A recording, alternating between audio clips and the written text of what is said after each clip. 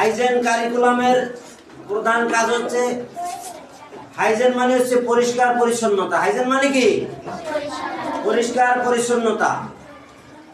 পরিষ্কার পরিচ্ছন্নতা মানে আমাদের শরীরের জামা কাপড়, নখ, চুল, দাঁত, মুখমণ্ডল, চোখ, মুখ সব পরিষ্কার পরিচ্ছন্ন থাকবে। সব পরিষ্কার পরিচ্ছন্ন থাকবে। পরিষ্কার পরিচ্ছন্ন থাকলে রোগ ব্যাধি হয় না, নিজেকে সুরক্ষা রাখা যায়, রোগ থেকে মুক্ত থাকা যায়, শরীর ভালো থাকে, মন ভালো থাকে, স্বাস্থ্য ভালো থাকে এবং এই কাজ ভালো করে করা যায়, লেখাপড়া ভালো করে করা যায়। যারা এই হাইজেন কারিকুলাম পালন করে তাদের স্কুলে উপস্থিতি বৃদ্ধি পায়। কেননা জ্বর স্কুলে আসতে, অসুস্থতার কারণে দরখাস্তর মানেই হচ্ছে অসুস্থতার কারণে দরখাস্ত।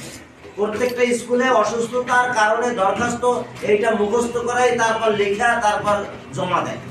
অসুস্থতার কারণে দরখাস্ত। হাইজেন কারিকুলাম চালু থাকলে অসুস্থতার কারণে দরখাস্ত এটা কমে যাবে, এটা বেশি দরকার হবে না, স্বাস্থ্য ভালো থাকবে। তাই আমাদের চট্টগ্রাম মডেল স্কুলে হাইজেন কারিকুলাম বাস্তবায়ন করা হচ্ছে।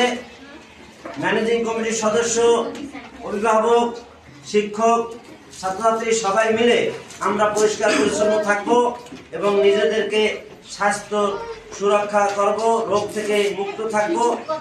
আর স্কুলে নিয়মিত আসার জন্য, পাঠ্যপুস্তক পড়ার জন্য স্বাস্থ্য ভালো রাখবো সবাই।